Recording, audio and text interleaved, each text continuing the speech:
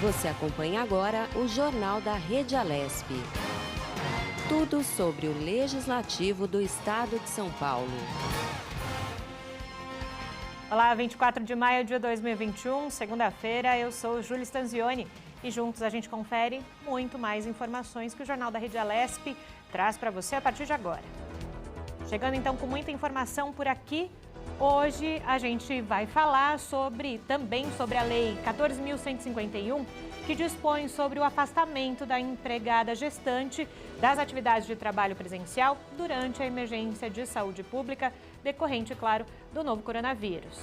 A gente fala também sobre o projeto de lei 529 de 2019, que autoriza o Poder Executivo a destinar 50% do valor arrecadado com multas originárias de bafômetro para aquisição de equipamentos para o Corpo de Bombeiros aqui do estado de São Paulo. Outro assunto importante que a gente aborda por aqui é o PL 247 de 2021, que tem como objetivo de ajudar as famílias das pessoas sequestradas ou desaparecidas a acharem seus parentes com o uso de novas tecnologias. O Jornal da Rede Alesp começa agora. Jornal da Rede Alesp. Abrindo o nosso jornal de hoje, o repórter Sérgio Everton traz os assuntos mais importantes aqui do Parlamento Paulista. Bom dia, Sérgio. Tudo bem com você? Prazer falar contigo nessa segunda-feira. Oi, Júlio. Prazer é todo meu, né? Todo nosso aqui.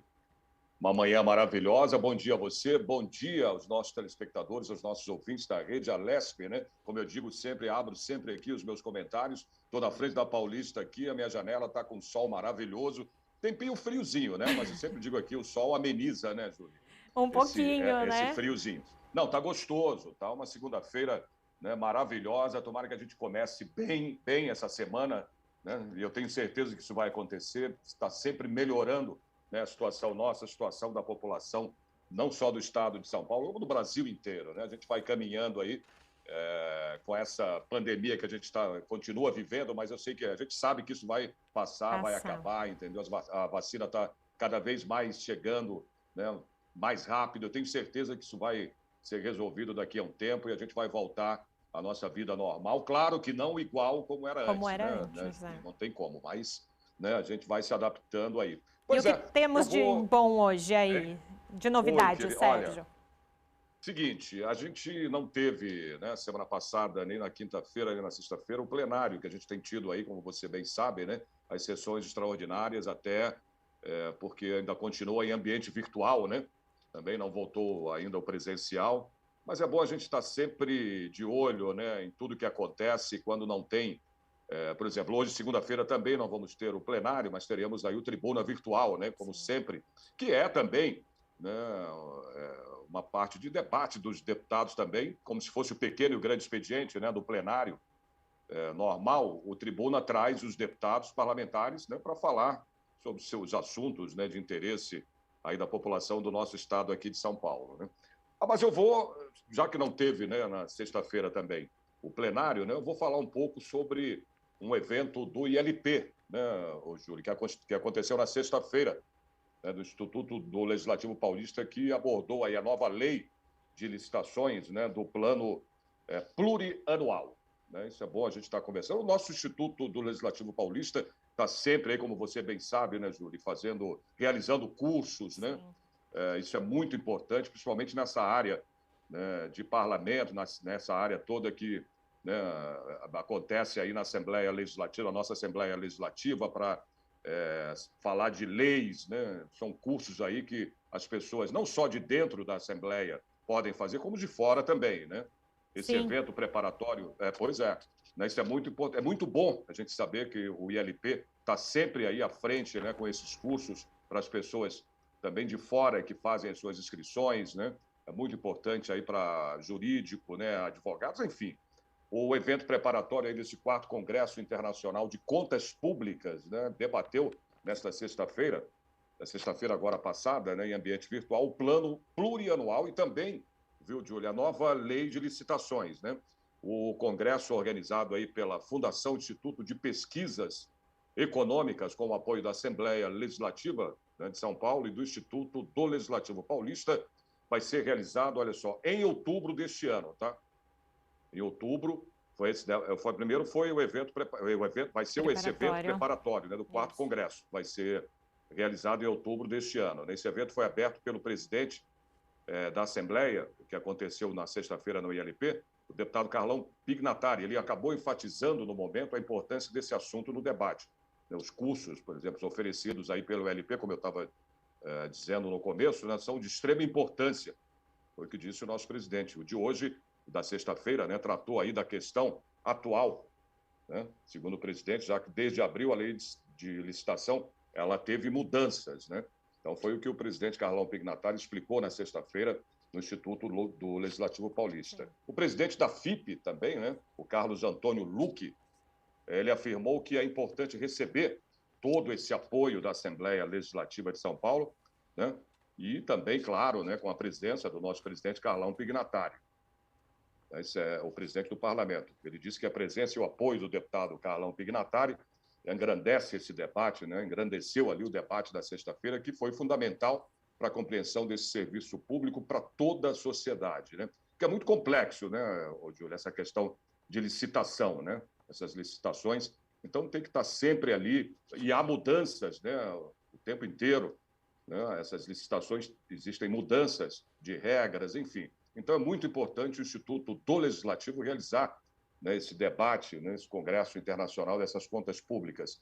É importantíssimo, né, para todos, não só, como eu disse, né, para o pessoal da Assembleia Legislativa, que está sempre atento a isso, mas, né, para o povo, para a população em si, que quer entender mais sobre esse setor, né, fazer suas inscrições e participar desses cursos que acontecem no Legislativo Paulista. É muito importante. Nesse encontro, uma advogada e professora também de cursos de extensão e pós-graduação do Tribunal de Contas do município de São Paulo, ela falou sobre a nova lei de licitações, né, que é um desafio para gestores públicos. Eu falo, tá vendo? É desafio porque, né, a lei de licitação ela muda, né, bastante. Então, é um grande desafio mesmo, né? Você tem que estar a par de tudo, das mudanças, enfim. E ela disse que muitas pessoas acham aí que é apenas a condensação de toda a legislação, né, do tema é um texto só. Mas essa nova lei de licitação é muito mais do que isso, segundo a advogada e professora desses cursos de extensão, né? Ela propõe aí desafios, né, para a gestão pública e também para os órgãos de controle, né? Para você ter uma ideia como é complicado, ela diz que você precisa tê-las aí umas 10 vezes até compreender totalmente. Está vendo como não é fácil? Então, por isso que é importante, viu, Júlio, esses cursos que o ILP promove, né, para você entender mais ainda, né, todo esse processo, tá? E, por enquanto, é isso que eu tenho para falar sobre o curso do ILP que eu disse agora, que eu comentei agora, né? Qualquer coisa você me chama aí, eu tenho... Se precisar da minha entrada novamente no jornal, eu estou a postos aqui, tá bom? Você volta no decorrer do jornal, Sérgio. Muito obrigada, viu, pelas informações. Ok, é só me chamar que eu estou a postos aqui, Júlio. Bom jornal para você. Obrigada, Sérgio. E lá no nosso canal do YouTube, olha só, eu mesmo gravei um Alesp Cidadania falando sobre essa nova lei das licitações, só procurar lá no nosso canal do YouTube. E tramita aqui na Alesp o PL 254 de 2021, de autoria do líder do governo por aqui, o deputado Vinícius Camarinha, do PSB, que institui o Programa Estadual de Combate à Violência Doméstica contra Crianças e Adolescentes. O projeto prevê um trabalho conjunto entre o Conselho Tutelar e a Secretaria da Educação e de Segurança Pública, que vão avaliar as informações fornecidas pelas crianças e adolescentes para a constatação de agressão física no ambiente familiar. Isso também vai incluir a inserção de instrumentos pedagógicos como uma forma de incentivá-los a reproduzir a situação e o ambiente que vivem. O parlamentar disse que vai promover uma divulgação em massa de uma campanha de combate à violência e nos canais de denúncia anônima, como o Disque 100. E agora a gente vai para a nossa primeira entrevista do dia. A gente fala sobre a Lei 14.151, de 12 de maio de 2021, que dispõe sobre o afastamento da empregada gestante das atividades de trabalho presencial durante essa emergência de saúde pública que estamos do novo coronavírus. E sobre esse assunto, a gente conversa agora com a advogada Alessandra Reis. Ela é especialista em Direito e Processo do Trabalho. Bom dia, doutora Alessandra. Tudo bem com a senhora? Bem-vinda ao Jornal da Rede Alesp. Bom dia, obrigada pelo convite.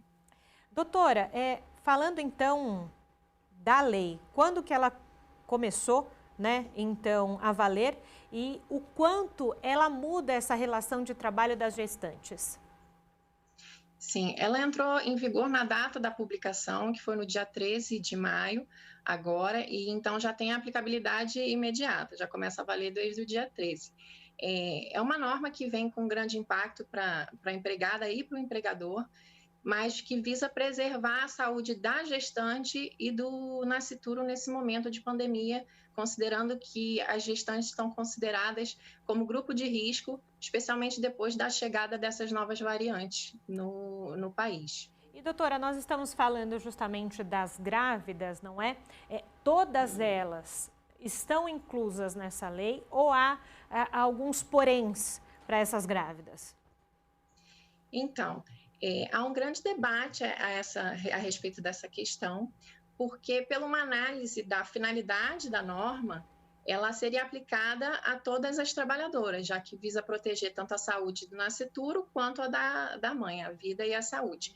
Contudo, o texto ele é expresso no sentido de que seria aplicada à empregada gestante, ou seja, a gente teria a conclusão de que seria apenas para as trabalhadoras com vínculo empregatício, né, regidas pela CLT. No que se refere ao tipo de atividade, existem atividades que são incompatíveis com o trabalho remoto, mas como a lei não faz nenhuma ressalva nesse sentido, entende-se que seria para todas as trabalhadoras, independentemente da atividade que elas exercem. Para essas trabalhadoras que têm atividade incompatível com o trabalho remoto, o entendimento é de que elas deveriam ser afastadas, recebendo seu salário, ficando em licença remunerada. E agora nós estamos falando, como eu disse até no início, doutora, enquanto nós estivermos nesse período de pandemia da Covid-19. Todos os empregadores precisam se adequar de forma urgente a essa realidade? Se por acaso alguma trabalhadora grávida não conseguir esse afastamento, como ela deve proceder? Então, como eu disse, a lei já tem aplicabilidade imediata. Sim. Todos os empregadores eles devem já se adequar a essa nova realidade, considerando inclusive que a pandemia já está aí há um bom tempo. Com relação a alguma sanção específica, alguma penalidade para o não afastamento, a lei não tem nenhuma previsão expressa nesse sentido, mas como é um dever e não uma faculdade para o empregador, a empregada ela pode, a gestante, fazer uma denúncia junto ao Ministério Público do Trabalho ou ao sindicato da categoria, ou até mesmo ingressar com uma ação judicial no caso de não ser afastada para que a lei seja cumprida. Agora, ela vai fazer toda a denúncia, enfim, tem todos os trâmites burocráticos. Pelo que a senhora já tem visto dessa lei, que tem pouco mais aí de 15 dias, não é, doutora? As empresas, elas estão se adequando, já se adequaram rapidamente, já afastaram no sentido do presencial as suas trabalhadoras gestantes para o home office. E como funciona depois que essa mulher tenha a criança, passado aquele período, né, enfim, de afastamento normal pós-parto, como é que vai funcionar? Então, como a lei é muito recente, a gente tem visto que ainda há uma certa dúvida do empregador de como botar em prática, mas pelo que eu vejo, já estão aplicando desde o início, porque ela teve uma grande repercussão, já estão entrando, chamando as suas trabalhadoras e negociando esse trabalho remoto. Para aquelas que não têm uma atividade compatível, é possível também realizar a suspensão do contrato com base na medida provisória 1045, que trata da suspensão contratual durante 120 dias com o recebimento do benefício emergencial. Então, mas que necessita de um acordo entre o empregador e a empregada, ou então norma coletiva. Com relação ao retorno, não há previsão de que a lactante teria direito a esse trabalho remoto. Então, assim que acaba a licença maternidade, ela deve retornar ao trabalho presencial. A senhora falou, tocou num ponto importante, né? Aquelas gestantes que precisam, de algum modo, ter o seu trabalho presencial, que não possa, de algum modo acontecer remoto, pode haver então essa suspensão de trabalho. Há algo temerário nesse sentido das empresas aproveitarem esse fato para suspender o contrato de trabalho? Há alguém já disse isso, chegou na senhora, ou mesmo pelo seu conhecimento? Não, na verdade, como a questão da suspensão contratual ela depende de um acordo, ela não é automática. Então, o empregador ele não pode simplesmente decidir suspender o contrato da empregada. É necessário que haja uma concordância tanto da gestante ou então do próprio sindicato para que ele intervenha por norma coletiva. Então, não é automático. A princípio, o que deve ser feito é esse afastamento do trabalho presencial, de acordo com a Lei 14.151. Agora, do lado da empregada, doutora, a partir do momento que a mulher sabe que está grávida, ela precisa comunicar em quanto tempo à empresa? A partir do momento que ela tem ciência da gestação dela, é uma obrigação dela como empregada de comunicar que ela está gestante para que o empregador tenha conhecimento para que ele possa botar em prática a disposição legal. Agora, nós estamos falando de comunicações, não é, doutora? Estamos num momento justamente de se vacinar as gestantes, não é? Como funciona essa relação? A gestante, ela pode não ir se vacinar? 2, como é que o empregador reage com isso? Como é que funciona, então, essa relação justamente no momento em que se pede o afastamento das grávidas do trabalho presencial? Então, considerando que a gente está num momento de pandemia e que atinge toda a população, é um dever de todo cidadão, inclusive, se vacinar. A gestante ela tem que se vacinar também e isso pode, inclusive, uma recusa na não vacinação pode gerar, inclusive, uma falta grave. O empregador pode considerar como uma falta grave e, inclusive, pretender a dispensa por justa causa da empregada. Por quê? Porque ela não está colaborando para encerrar a doença, né? Para parar com a disseminação da doença. Então, é um dever, sim, da empregada. O empregador pode ter essa visão com relação a uma eventual recusa. Agora, doutora, era preciso ter uma lei como essa para que as empresas afastassem ou deixassem em casa essas empregadas de modo remoto, ou só bastaria o bom senso?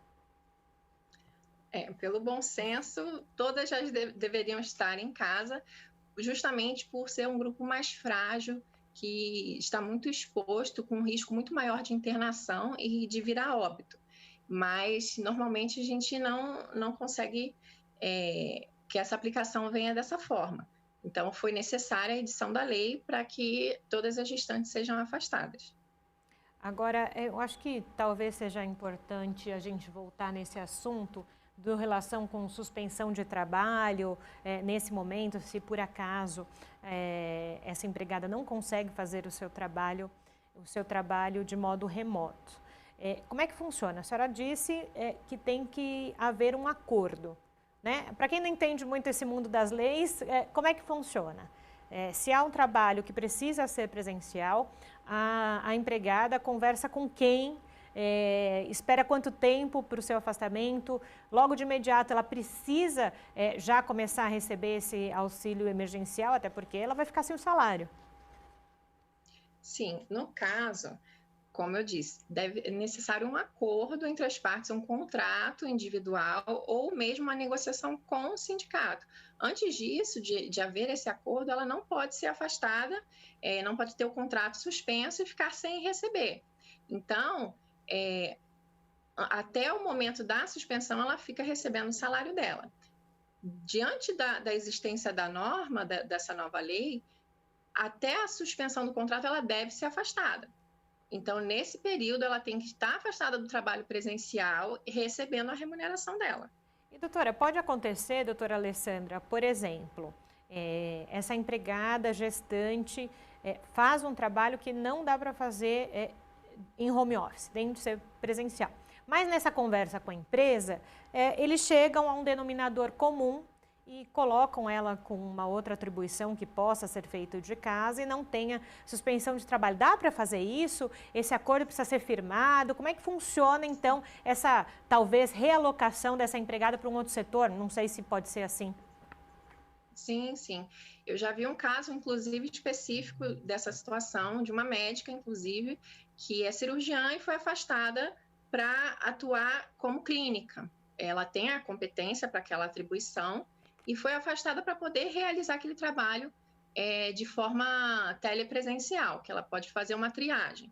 Então, há um desvio de função, digamos assim, mas que ele é justificável porque o que vem em primeiro lugar é a saúde dela e da criança. Então, é válido sim, existem até entendimentos favoráveis da Justiça do Trabalho nesse sentido, de que não, esse desvio de função não deve ser considerado como algo negativo, justamente porque visa proteger algo maior, um bem maior, que é a vida da gestante e da criança. Aproveitando esse gancho da senhora, justamente com a leitura, então, que a Justiça tem feito com relação a esses acordos e afins, é uma lei nova, como a senhora mesma nos disse, né? Tem pouco mais de 15 dias.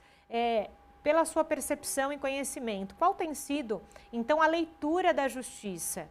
Digo, de quem julga essas questões. É a mesma? Se entende do mesmo modo ou não? Cada caso realmente vai ter que ser analisado de um modo.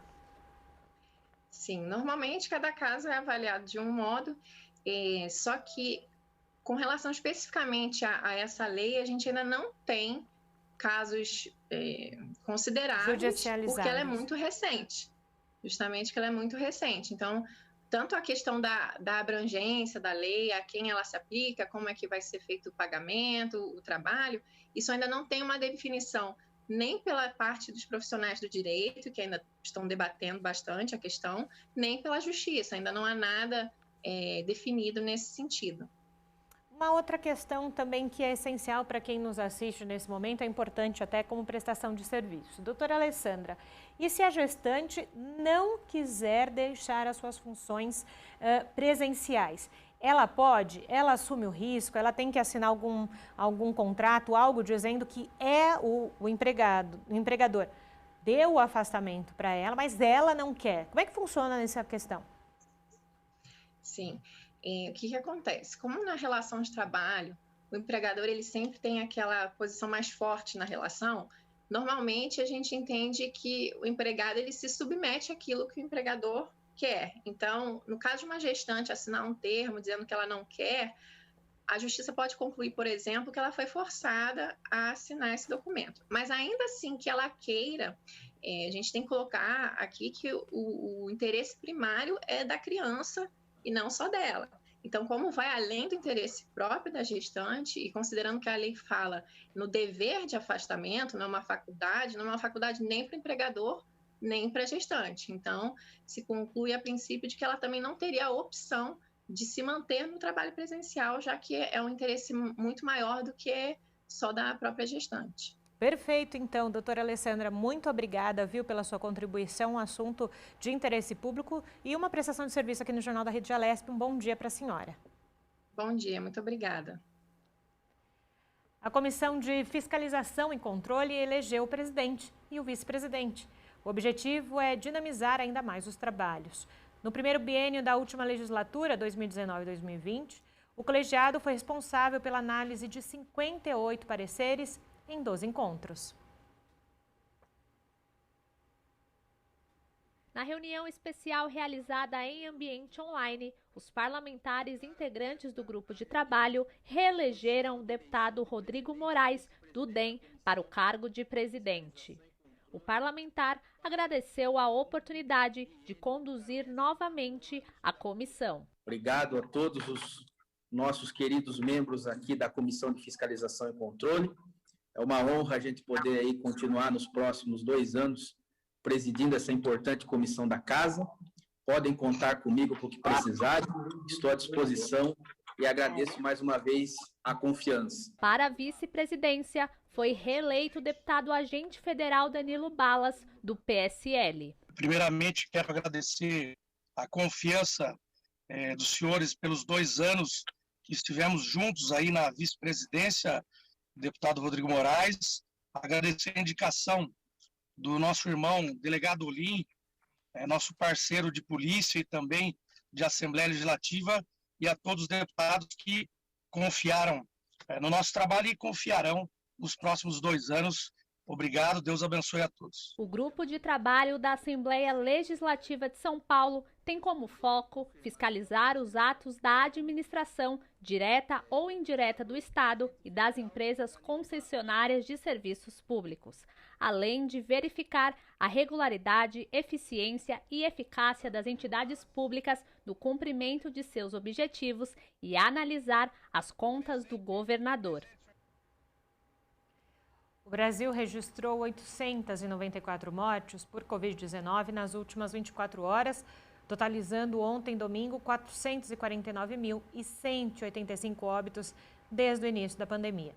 Com isso, a média móvel de mortes nos últimos 7 dias chegou a 1.909. Em comparação à média de 14 dias atrás, a variação foi de menos 9%, indica tendência de estabilidade nos óbitos decorrentes do vírus.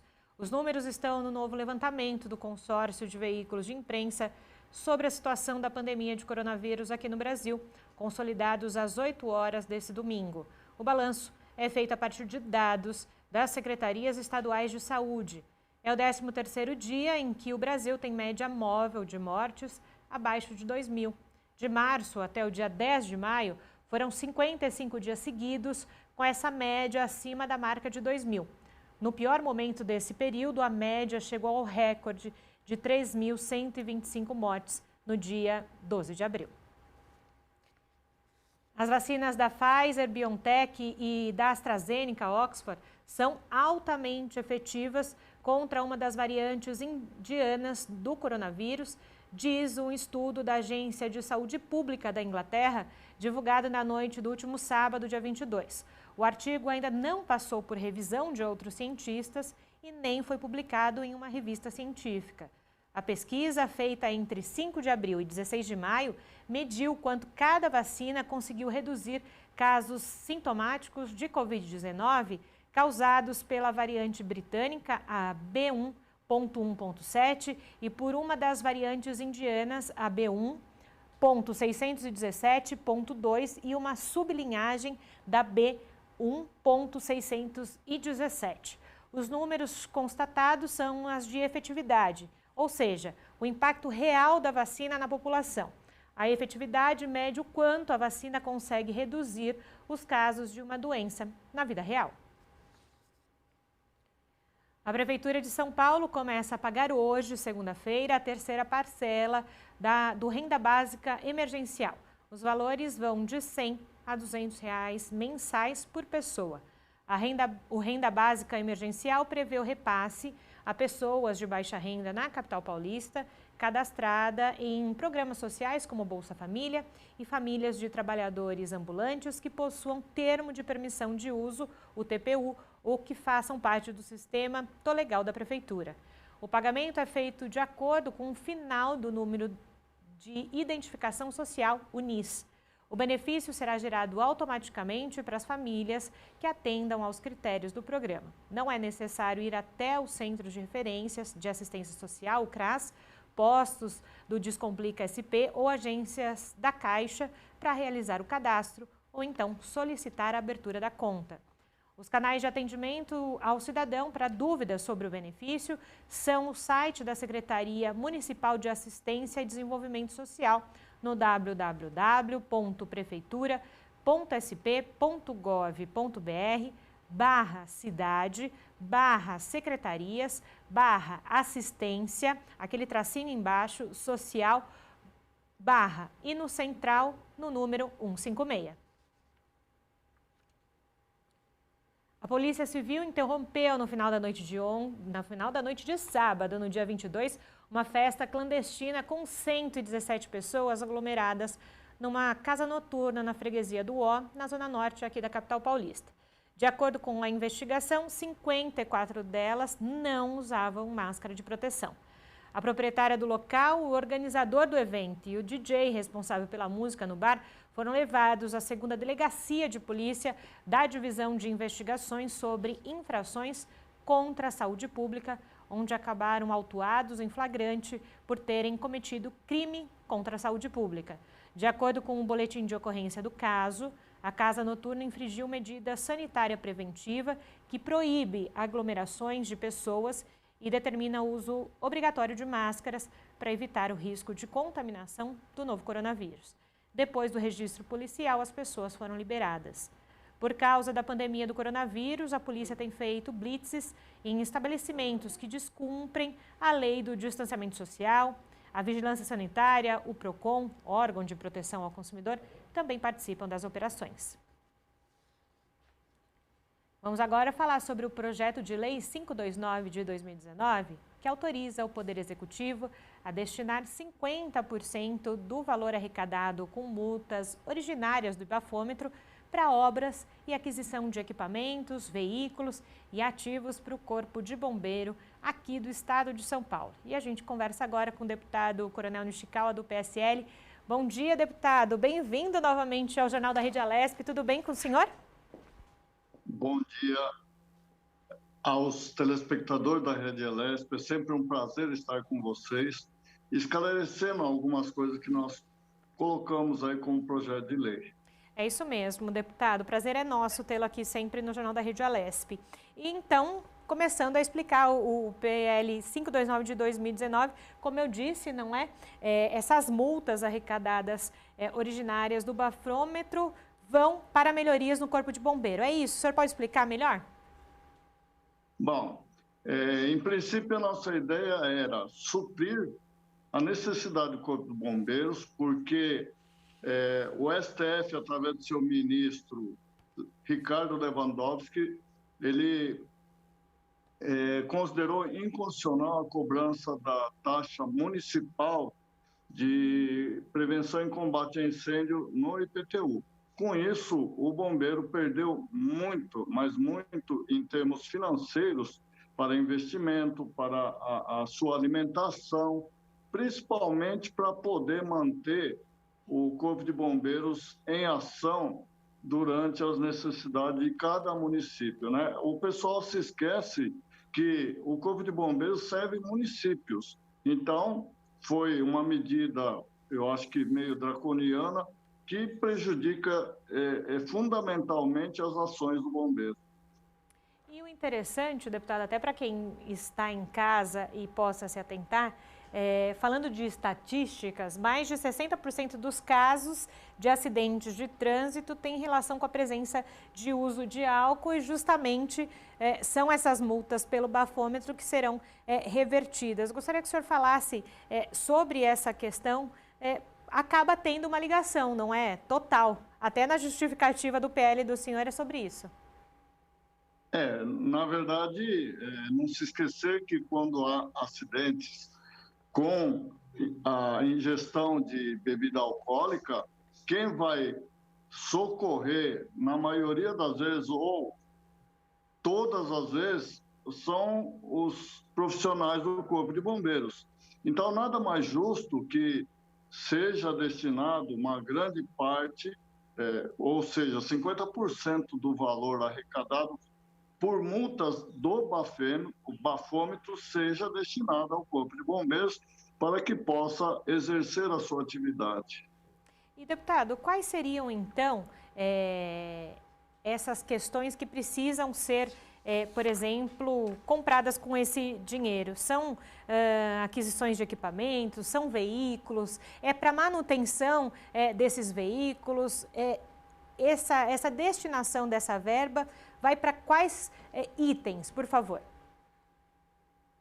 Seria utilizado em todas as necessidades do Corpo de Bombeiros, desde alimentação até a aquisição de veículos, né? Nós, como é sabido, o resgate trabalha incessantemente salvando pessoas presas em ferroagem, principalmente proveniente de acidentes com pessoas que ingerem bebida alcoólica, insistem apesar de existirem leis coibindo eles insistem em dirigir alcoolizados. Isso faz com que o Corpo de Bombeiros, hoje, o serviço de resgate seja o maior responsável da atividade do Corpo de Bombeiros. E, deputado, nós sabemos o quanto, né, o senhor foi da corporação, conhece muito bem a corporação e aquilo, os anseios e os desejos da corporação. Hoje, qual é a análise que o senhor faz do Corpo de Bombeiros aqui no estado de São Paulo e o quanto ainda é preciso olhar com carinho para eles? Bom, sabidamente, o efetivo do Corpo de Bombeiros foram sendo degradadas aos poucos. O efetivo hoje é aquém das necessidades, né? Eu acho que tem grandes municípios aí que diminuiu sensivelmente profissionais que servem nos quartéis. Eu, por exemplo, comandava aqui o quartel de São Bernardo com próximo de 30 homens. Hoje, nós vemos que tem em torno de 7, 8 profissionais para atender uma população aproximada de quase 1 milhão de habitantes. Então, é necessária a reposição de efetivo pelo governo do estado, né? Nós ainda, até para poder olhar com melhor olhos o Corpo de Bombeiros, nós estamos pedindo a emancipação do Corpo de Bombeiros para que possa efetivamente exercer a sua função. Não tem nada a ver com policiamento. Eu posso dizer isso de cátedra, porque trabalhei nas duas atividades da Polícia Militar, tanto como patrulheiro, comandei batalhão, fui subcomandante de batalhão e comandei subgrupamento de bombeiros também, que nada tem de polícia, não é atividade que exerce polícia. Então, é necessário também essa emancipação. Eu já apelei várias vezes para que isso ocorra. Nós estamos aguardando uma mobilização do governo do estado para que isso ocorra durante esse governo ainda. E, deputado, além dessa reivindicação do senhor, quais são as outras demandas, né, que a corporação tem dito ao senhor? O senhor, tudo bem, já conhece há muitos e muitos anos, foi comandante aí em São Bernardo do Campo, mas eu imagino que, ao passar dos anos, algumas das demandas não mudaram, não é, deputado? Não, as demandas são sempre as mesmas, né? Eu acho que hoje a principal demanda seria o completamento do efetivo.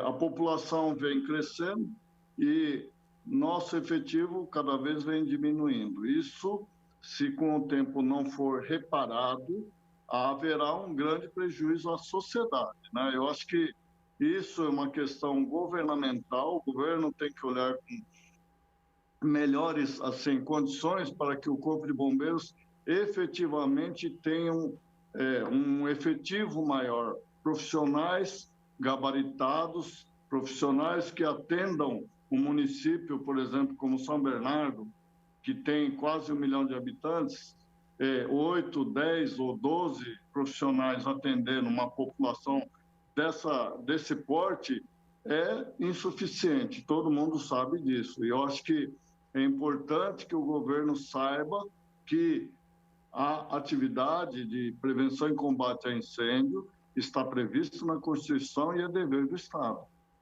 Agora, uma outra questão, né? Nós estamos falando de linha de frente, não é? De quem está nesse dia a dia com a sociedade.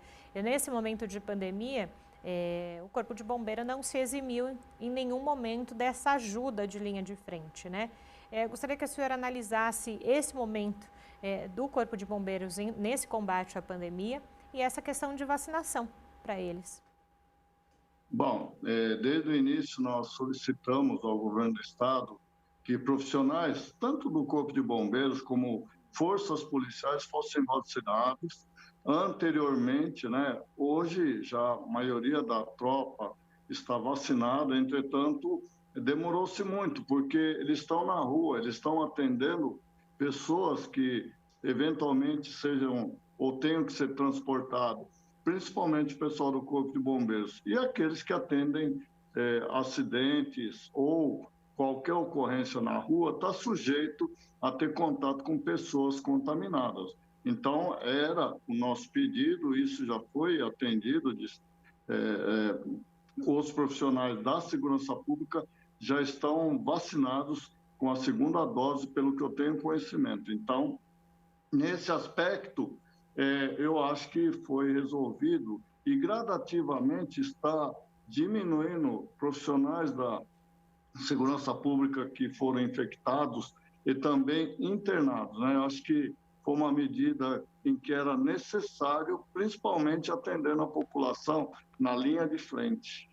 E, deputado, nós estamos falando de valorização, né, de se colocar o Corpo de Bombeiros em outro patamar. Questão de valorização salarial ainda é algo que precisa mudar, que precisa ter um outro horizonte, não só no estado de São Paulo, mas no Brasil?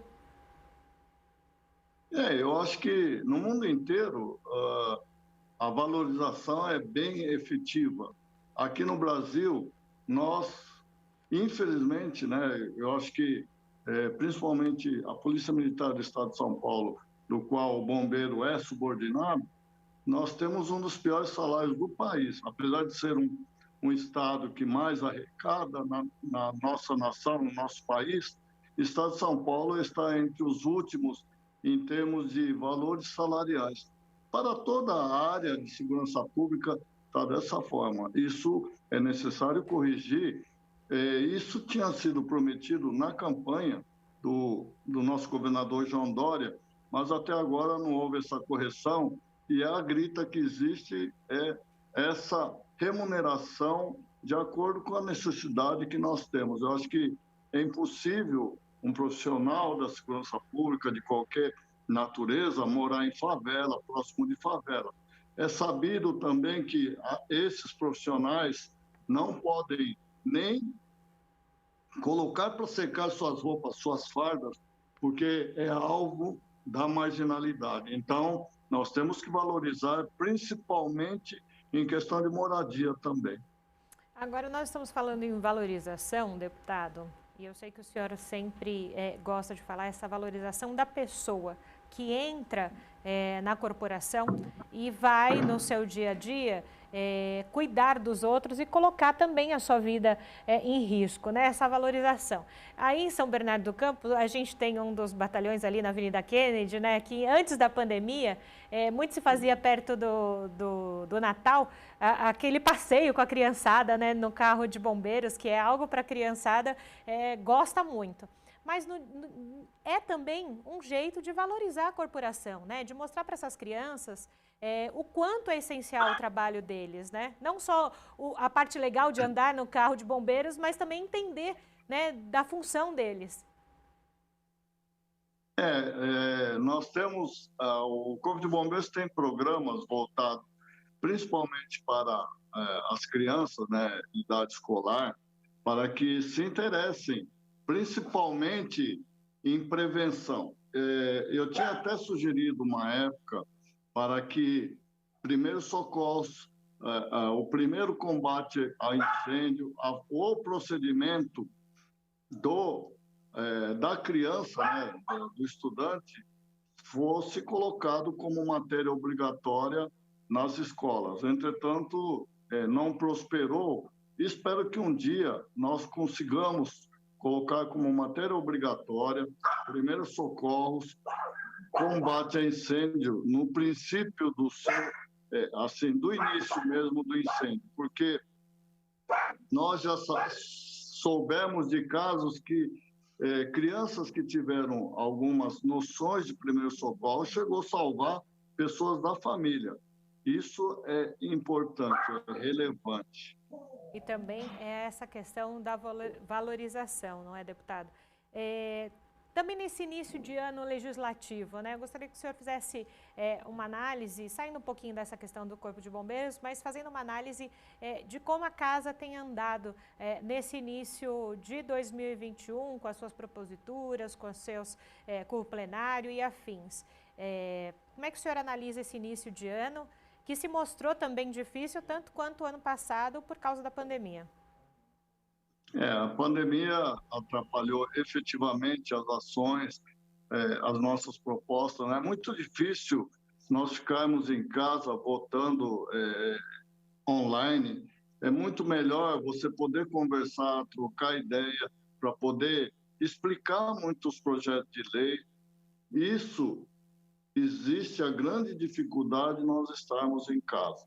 Eu acho que se estivéssemos presencialmente na Assembleia, o diálogo seria melhor, projetos seriam mais assim explicados, e a gente também gostaria de ter algumas explicações de alguns projetos de lei que foram apresentados, e nós votamos pelo que a pessoa, muitos deputados nos ligam, explicam, entretanto, não é como nós estivéssemos presencialmente, um à frente do outro, para poder aprovar esses projetos. Então, essa dificuldade existe e esperamos muito rapidamente que voltem, pelo menos de forma mista, que a gente possa conversar com os colegas para votar projetos de leis importantes.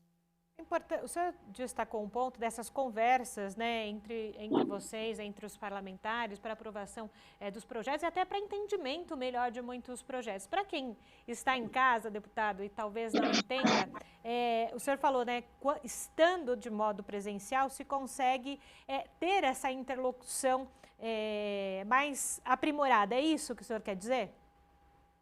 Sim, perfeito. Eu acho que se você consegue conversar com a pessoa que está apresentando um projeto de lei, ele te explique o que ele pretende, é muito mais fácil nós entendermos e também votarmos a favor.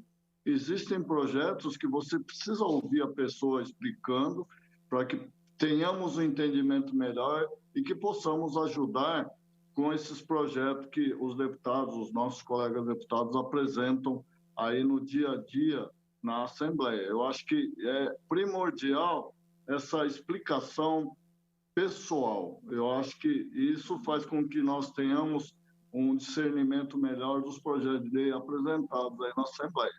Perfeito, deputado Coronel Nishikawa, obrigada, viu, pela contribuição do senhor aqui no Jornal da Rede Alesp. Sempre um prazer falar com o senhor. Eu agradeço a oportunidade e que tenham um bom dia. Fiquem com Deus. Bom dia, deputado. Bom trabalho. Estudar a mente humana, desenvolvê-la e, por consequência, estar pronto para grandes desafios no trabalho e principalmente na vida. Esses foram alguns dos temas discutidos em uma palestra na última sexta-feira, aqui na Assembleia Legislativa de São Paulo. O ILP, Instituto do Legislativo Paulista da Assembleia Legislativa do Estado de São Paulo, promoveu a 8ª aula do curso interdisciplinar de Gestão de Mandato. O tema abordado foi o desenvolvimento do comportamento humano e liderança. A Paula Schneider, analista legislativa, apresentou o conteúdo do curso. O curso é coordenado pelos professores Hamilton Augusto, advogado especialista em Direito Público e vice-presidente da Comissão de OAB de São Paulo, de relacionamento com a Alesp, e Vinícius Schurgeles, gestor público e ex-diretor do ILP. Bom, quais são os fundamentos que movem as pessoas? Por que pensam e agem de determinadas maneiras? Bom, o exercício da liderança demanda a compreensão do comportamento das pessoas e suas relações em diferentes contextos, dentre eles os gabinetes. Esta aula visa fornecer instrumental para o olhar acerca do que há de singular em cada ser humano. Historiadores, filósofos, críticos literários, dramaturgos, romancistas e muitos outros estudaram a mente humana. O palestrante Orlando Paixão, advogado e pesquisador em filosofia da mente, falou o quanto é fundamental falar sobre liderança e desenvolvimento humano, não só para a vida profissional, mas também para o sucesso em outras áreas da vida. E destacou que o diferencial é ter proatividade. Vamos realmente ser uma pessoa profunda, viver plenamente. Tudo se nivela por baixo, se nivela aqui pela média geral. Ah, tá bom, mas é assim, sempre foi. Entregue mais, leve mais, faça mais, peça mais, entregue mais. Não te pediram, mas você está entregando, você está fazendo mais. Por quê? Porque você é abundante. Você é próspero. Quem é abundante, quem é próspero, está sempre entregando mais. Está sempre fazendo mais. Está sempre surpreendendo. O chefe nem pensou, você já fez, você já correu na frente. Ah, porque você é metido, ah, porque você quer aparecer. Não, porque você é uma pessoa abundante naturalmente. E quem é abundante, não se preocupe em entregar. Paula Schneider encerrou o evento lembrando que na próxima semana o curso abordará o tema Relações Internacionais aplicados aos municípios através da atuação parlamentar. O número de empresas oferecendo planos de assistência médica para animais de estimação não para de crescer aqui no Brasil, assim como cresceu o número de pessoas que adotaram cães e gatos durante a pandemia da Covid-19, que também subiu. E essa adesão desse público a um produto que até bem pouco tempo atrás não tinha tanta relevância, o seguro-saúde, justamente que a gente está falando para os animais. De nicho de mercado a objeto de desejo de donos de animais, só no ano passado os seguros veterinários tiveram alta de 16% aqui no país, segundo dados da Superintendência de Seguros Privados. As seguradoras que oferecem esse tipo de plano acumularam um prêmio, que é o valor pago pelo segurado para a companhia, de R$ 14.800.000, um crescimento expressivo sobre os R$ 12.700.000 de 2019. Em 2021, os números continuam crescendo no mesmo ritmo. A quantia chegou a R$ 3 milhões de janeiro a março, 16% maior que o registrado nos mesmos meses do ano passado. Em meio à nova rotina que o home office vem provocando em muitos trabalhadores aqui no Brasil, as empresas parecem não ter muita dúvida sobre o melhor local para trabalhar remotamente. A praia foi o destino preferido e apontado por 63% dos 10 mil brasileiros ouvidos recentemente em uma pesquisa feita por uma das maiores consultorias de recursos humanos do Brasil. Além da praia, locais com muita natureza e parques, com 56% das respostas, e a casa de outros familiares, com 44% das respostas, também foram assinalados na pesquisa nacional. O deputado Marcos Damasio, do PL, se reuniu com o prefeito da cidade de Santa Branca, Adriano Levorim, e se prontificou a ajudar na construção de uma nova unidade de pronto atendimento na cidade. Nesse ano, o parlamentar está enviando uma verba no valor de R$ 150 mil para aquisição de uma ambulância 0 quilômetro e outros R$ 100 mil para custear serviços de saúde. O deputado disse que conhecer de perto as demandas do município ajuda a construir de forma mais efetiva e, assim, se for possível, vai enviar mais recursos agora para a pavimentação. O Jornal da Rede Alesp vai para um rápido intervalo e nós voltamos já já com muito mais informação para você. Não sai daí.